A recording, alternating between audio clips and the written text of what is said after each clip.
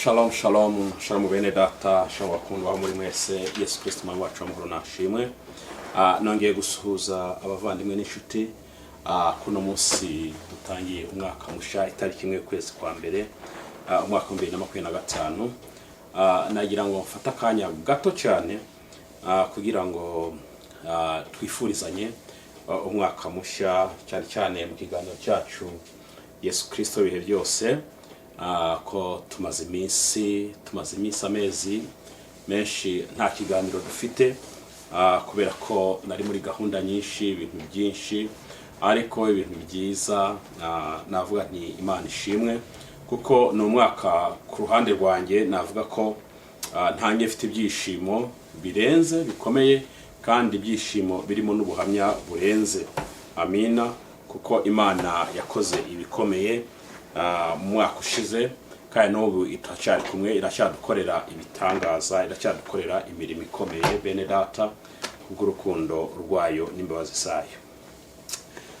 Kimwe gusa nagira ngo mu kiganiro cyacu nuva ko umwaka mushya 2025 cyangwa se mu bihe tugiye kujya mu biri imbere, tugiye kujya mu bihe byiza by'ikiganiro cyacu kigiye guhindura ubundi buryo kizaza gikorwamo.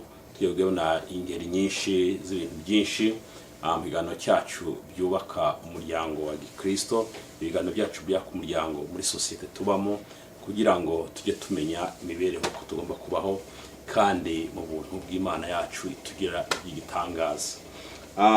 Niyo mpamvu mbere ko tugira icyo dukomeze, reka tubanze dusenga Imana kugira ngo twiragize Imana ikomeze turinde, yaturambikije umwaka utambutse, niyo mwaka tutangira no stari kimwe. Imana izaturindiremo muri byinshi kuko atanze isezerano bene data kariyo murinzi wacu mu majya no mu maza, ikaturinda amanywa na nijoro. Imana yacu ihabwa icyubahiro. Reka dusenga Imana. Imana ugira neza, uwera gitangaza gitari komeye bw'irukiro rw'amahanga, tongeye kuza imbere muri kano kadushima izina ryawe nushimushirwe hejuru. Mwami amahoro, twabanye nawe muri kerera, twari mu igitaramo gisoza umwaka 2024. Twabanye nawe, watugiriye byinshi mwami w'igitangaza, twabonye ukoko twatwaye ikanza cyawe Kristo, watugiriye neza kubyo watwinje umwaka mushya 2025. Dushima izina ryawe, turi mu ngoro yawe tavuga tuti Imana ushimwe, urakoze mwami. Nubwo umwaka watambutse hari byinshi byabaye, habayemo ibyiza habamo n'ibibi, ariko ku ijambo ryawe nyaguhora ku ngoma rivuga ko tugomba gushima iteka mu bibi no mu byiza, kuko ngo turabana abantu byose bigomba kutugeraho. Mwami no kuri hari imiryango yagize ibyiza myinshi, natwe turimo turabihamya, kandi hari n'imiryango yagize umubabaro, yabuze ababo, yabuze abapfisha ababo, bararwara. Na n'umwami uracyari kumwe n'umwari wese, kandi byose byakubwa umwana w'umuntu kugira ngo umwiyereke. Komeza gukora ibitangaza, wera nyiringabo turakwiragije mu mwaka mushya twatangiye. Mwami uzawuturindiremo, uzaturinde muri byinshi kubw'isezerano ryawe wera nyiringabo. Kandi turakwinginze ibiganiro cyacu Yesu Kristo mwami w'ibihe byose, tujya tugira twungurana ibitekerezo, duhana ibitekerezo no kuri Kristo wera w'amahanga uzakomeze kubana natwe mu bihe ukidutije kuba muri ino si y'abazima. Twizeye komeza kubana natwe, komeza tugira neza kuko ndwaye n'ibase mu izina rya Yesu Kristo batambika umusaruro w'ubutazina ari kumwe twaryo kirizwamo. Emmanuel, Imana iri kumwe natwe. Amen. Nkuko nambabwiye, ubu dutangiye umwaka musha, nubako tugitangiye n'ibintu bisha, dutangiye systeme sha, urugana n'imbabazi z'Imana kigitugirira ibikomeye ibihe byose. Nukuri nishimwe rikomeye tuba dufite, kuko murasiko hari benshi bifuzaga kuhagera ntibyashobotse, ariko tw'Imana yatugiriye ubuntu, uwera amahanga yatwirinze tuba amahoro. Mu kiganiro cyacu kino munsi ntabwo kirabwe nambiranye no kwifuriza umwaka mushya, umwaka mushya wisha n'ihirwe muri byose, ariko tubwira Imana kugira ngo izaturinde, cyane cyane iturinde mu buntu bwayo. Ibyari byaratakaye, byari byasubiye inyuma, bitera imbere, bizamuke, bigere mu rundi rwego, kugira ngo Imana yacu ikomeze kutugira neza kandi ikomeze twubakike, tuyisaba kuturinda ikintu bita ubugingo kuruta byose. ni nako n'ijambo ry'Imana ridusaba. Muri kano kanya rero mutangira umwaka musha bene data bakundwa dusanga ikiganiro Yesu Kristo umwami w'ibihe byose, afite ibituntu duke cyangwa se ibintu bike shaka dusangira muri kano kanya. Ntabwo ari kwiga, ntabwo ari gutenda kuburana, ariko numve ko mu mwaka twiragize mu bintu byose bishaka kutubaho mu makuba ibiki, ariko tujye tumenya uko tugomba kugenda. Umwami w'amahoro abane natwe. Mfite ibintu bigeze kuri 7 nshaka ko tugiye ntabwo tubiganiraho umwanya muremure, ahubwo turafata akanya kugira ngo bikubere nk'umuyoboro wowe wahuri hose. Ujye umenya uko umuyoboro wabiri hose kugira ngo ukuyobore mu gihe ugezemo, kuko tujya duhura n'ibibazo by'uburyo bwinshi kandi bikaduca intege, nako n'ijambo ry'Imana rivuga. Ariko uyu munsi shaka babwire ibintu by'ingenzi dushaka kugenderaho muri uno mwaka 2025 kugira ngo wumve kuri kumwe n'Uwiteka Imana, kandi Imana y'ukuri, Imana isabwa igatanga, Imana isabwa igasubiza, ikaduha ibyo dukeneye byose. Kugenda umuhamya wo guhamya ibyo bintu mu nzira zose. Ubu tugiye kujya dukurikizaho n'ubuhamya tubusangiza bene data mu mibereho yacu, ubuzima twabayemo, dusangiza abantu guhamya, kuko ubuhamya wera nibwo ngo bujya bushimisha Imana ibihe byose ubwami bw'ijuru. Ya mwana muntu atanga ubuhamya bw'ibyo Imana yamukoreye naho imugesheje. Tugiye kuvugana ku bintu 7 bijyanye na promises of God. Promises of God no fako amasezerano y'Imana. Amasezerano y'Imana tugiraho twego bana b'abantu. Wumve ko uriho uri kwisezerano, cyangwa se wumve ko uriho mwene data, cyangwa se ndiho kubwisezerano ry'Imana, cyangwa se amasezerano y'Imana. Icyo nagira ngo ubwire cyambere shaka nkubwira, ndashaka ko Imana aho uri hose mu byose umenye ko Imana izakora iki, Imana izakurinda. God will protect you. Noneho ikindi cyaka shaka ko tureba, umenye ko ahantu hose Imana izaba izumva ijwi ryawe nuyinginga ukayisaba. Ubyumve rwose ko Imana izakora. God always hears your voice. Icya gatatu, Imana mu byo uzanyuramo byose umenye ko ntuzacika intege mu bereho yawe. Imana izaguha amahoro. Imana izaguha amahoro, Imana izagushakira amahoro mu bintu byose uko bizabimeze. God will grant you peace. Icya kane, Imana mu byo uzanyuramo byose mu mwaka, kuko ibyiza n'ibibi ntabwo byarangiranye n'umwaka ushize, kuko nuko umwana w'umuntu uko turi uko buke uko bwije, ibyo byiza tubibamo n'ibibi tukabibamo. Ariko umenye ko icyaka turubugweneho, Imana izaguhanagura amarira. Izaguhanagura amarira iyegeze kure. God will wipe away every tears. Nukuri Imana ikizagikora kandi kibikora iteka, tujya turabahamya.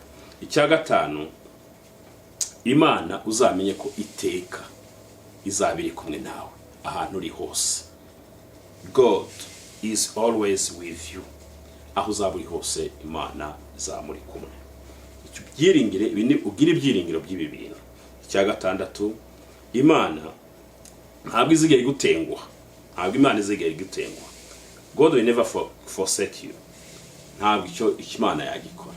Ntabwo Imana yagikora, ni Imana ubuntu n'imbabazi. Icya karindwi, God will never leave you. Icyo ugomba kumenya, Imana ntabwo izayigera guta. Biryo umuntu ajya ahura n'ibibazo akavuga ati mwokagira Imana mwe, ngiye Imana yanjije iki, Imana yarantaye, ntabwo numva uko bimeze, ntabwo ndimo mbyumva. Tijyo banza Imana yaranyibagiwe. Oya, ntabwo Imana ije kwibagirwa, ntabwo Imana yagusiga, ntabwo Imana yaguta wenyine. Imana iri kumwe nawe. Ahubwo twiringiye ko icyo gihe amasaha yawe itaragera, ibintu ugomba kuba uri ku mavi usenga Imana, ukaguma ku gicaniro kugira Imana ikore bikomeye. Nibyo nagira ko tuganireho muri make, wumve ko ibyo bintu uko ari 7 bigomba gufasha kugira ngo ubashe kubigeraho. Reka turebe nk'icyambere, Imana izakurinda. Iki cyambere, Imana izakurinda. Reka turebe muri Zaburi. Tugiye gutangira ku cyambere, turebe muri Zaburi 121. Zaburi 121 umurongo waho wa 7 n'uwa 8 twumve ukuvuga. Reka tuvuge dusome izina rya Yesu Kristo umwami wacu w'amahoro. Uwiteka azakurinda ikibi cyose, niwe uzarinda ubugingo bwawe. Uwiteka azakurinda amajya n'amaza, uhereye none ukageza iteka ryose. Amen. Imana ihabwe icyubahiro. Ikintu cya mbere mwumve mwene data, Uwiteka azakurinda ikibi cyose. Mwumve ko muno mwaka Imana izakurinda ikibi cyose. Niwe uzaturinda, niwe uzarinda ubugingo bwawe. Ni nawe uzarinda ubugingo bwawe, nta wundi yakurindira ubugingo. Mwumve ko ibyo byose Imana nisezerano yaguhaye, uko bigenda kose Imana izakurinda. Uwiteka azakurinda amajya n'amaza, uhereye none kuva ino tariki imwe, amena, ukageza iteka ryose. Ku matariki kugeza ku itariki tutazi, umve ko Imana iri ku ruhande rwawe, izakurinda, izandinda, kandi izamurinzi wacu amajya n'amaza. Ntabwo dusobanuye byinshi, iyo ni mirongo tugiye dufata kugira ngo wumve ko Imana iri kumwe nawe. Ku cya kabiri, Imana buri gihe izumva ijwi ryawe n'uyiyambaza. Reka tubirebere muri Yohana wa mbere. Ntabwo turiko turasoma, turiko turahugurana gato kugira ngo tubone uko twinjira mu mwaka mushya. Ariko ibintu 7 nibyo shako uhagararaho wizeye ko Imana yacu ikora ibitangaza, ikora imirimo, kandi byose bizakorekera muri we n'uyiha ukaba muri yo, ukayizera, ukamenya ko arikora byose. Yohana wa mbere ibice 5 umurongo waho wa 14. Reka dusome izina rya Yesu twumva uko havuga. Haravuga ngo kandi iki nicyo kidutera gutinyuka imbere ye, nuko twumva iyo dusabye ikintu nk'uko ashaka. Amen. Iyo dusabye ikintu nk'uko Imana yacu ishaka, Imana iratwumva. Wumve ko izatwumva. Uzajya uyisaba uko Imana ishaka, ibintu byose bigenze neza. Wibuke ko yatubwiye ko usubira inyuma ho gato mu isezerano rishya, hari Imana yakubwiye ngo hari abantu basaba gasaba nabi, ko basaba uko Imana idashaka, batasubizwa nibwo usanga bari kwiganyira ngo giye Imana yajijike. Ariko mve hano umurongo uraduhumuriza ko iki cya kabiri ko Imana izakumva ijwi ryawe uko uzaburi kose. Imana ngo kandi iki nicyo kidutera gutinyuka imbere ye, nuko twumva iyo dusabye ikintu nk'uko ashaka. Imana igufashe mwene data, ndakwifurije ko ushobora ujye ufata igihe usenga Imana, ujye uyisaba ibikwiriye, uyisabe uko Imana ishaka, maze gutunganirize ibyawe. Dufite ibimenyetso byinshi, dufite ubuhamya bw'ibyo bintu ku bantu benshi bashaka guhamya icyo kintu ko Imana ari kubigenza. Imana ihabwe icyubahiro. Kuri iki cya gatatu, Imana izaguha amahoro. Imana izaguha amahoro. Reka tubisome muri Yohana 14.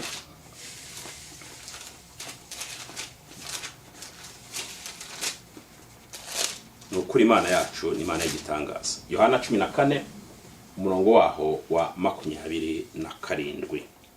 Reka dusome mu izina rya Yesu twumva uko havuga. Mbasigiye amahoro, amahoro yanjye ndayabahaye.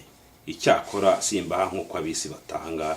Imitima yanyu ntihagarare kandi ntitinye. Mbahaye amahoro. Imana izaduha amahoro. Mwibuke ko iri ni ijambo Yesu Kristo yabwiye abigishwa be agiye gusubira mu bwami bwe. Ngo mbahaye amahoro.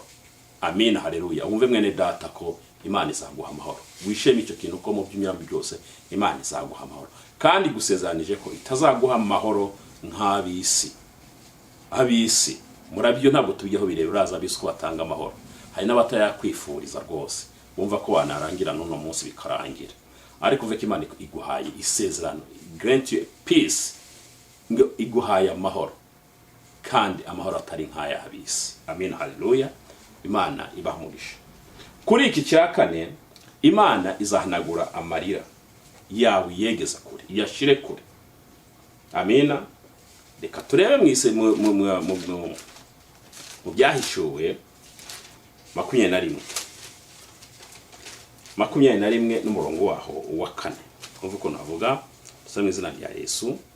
Izahanagura amarira yose ku maso yabo, kandi urupfu ntiruzabaho ukundi, kandi umuborogo cyangwa gutaka cyangwa kuribwa ntibizabaho ukundi, kuko ibya mbere bishize. Amen. wumve ko iki kintu izaguhanagura amarira, buryo uzanyura mu byose bizakubabaza, bizakora gute, ariko umve ko amarira yawe Imana nusaba neza Imana izayaguhanagura. Amarira ashireho, amarira ashireho, izahanagura amara ku maso yabo, kandi urupfu ntiruzabaho kundi. Ibyo bintu byo gutinya ibibazo, impfu, iki, ariko byumve ko Imana amarira izayahanagura, nibyo sezerano iduhaye. Reka tujye ku cya gatanu. Navuze ko ntabwo dusobanura cyane, ariko turi kujya ku ngingo nshaka ko bene data dusangira iki kiganiro duhagararaho ku uyu mwaka wa 2025, tugendereho zitubera inkingi, tuzishyire ku mitima yacu, tuzitere ku mitima yacu, tuzubake ku mitima yacu, hariya mu ndiba y'imitima yacu ko ariho ubugingo bududubiriza, zizadufashe izi nkingi zirindwi kubwisezerano rijyanye n'amasezerano Imana itugiraho, twumve ko bizatubaka mu mibereho yacu. God always with you. Imana izabana nawe mu bihe byose. Amina. Reka dusome muri Matayo. Reka tuye ijambo umurongo umwe muri Matayo ngaho, kuko nabwiye ko ntabwo tiko dusobanura cyane, tubyinjemo cyane buri gice, cyangwa se buri promise, cyangwa se buri sezerano. Hano hari amasezerano ngishaka ko tugenderaho, byadutwariye ko buri sezerano byagira isomo rirerire, kandi tuzanabirambura ntacyo bitwaye. Imana izabana natwe. Matayo 28, Matayo 28 turi ko havuga ku murongo waho wa 20.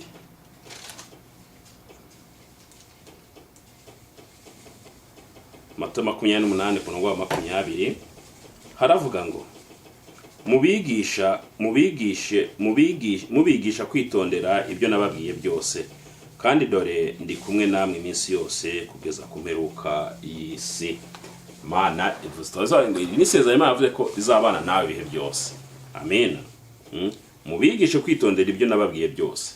Icyo yari yabwira abigishwa be, usomye hejuru ya ibiganiro bijyanye n'abigishwa be, ariko avuga ko mubitondere ibyo nababwiye byose. Amen. Ngo kandi dore ndi kumwe namwe iminsi yose. Imana iri kumwe natwe iminsi yose, haba amanywa na nijoro, buri segonda, uko isegonda rigeze ngo tetete, ntitwamenya na ritme yayo, ariko uvuga ko buri segonda Imana ibiri kumwe nawe, Imana iri kumwe nanjye. Imana impamvu igomba kutuba hafi, ikatujya ntidutererane. Noneho icya gatandatu, God will never forsake you. Oh hallelujah, Imana ihabwa icyubahiro. Icyo tureba, tubirebe hano. Oh hallelujah, Yesu habwa icyubahiro, habwa icyubahiro mwami Yesu. Imana ntabwo igiduterana bene data, Imana yacu ni nyabuntu n'imbabazi, yuzuye urukundo ruhebuje, rw'igitangaza n'ukuri.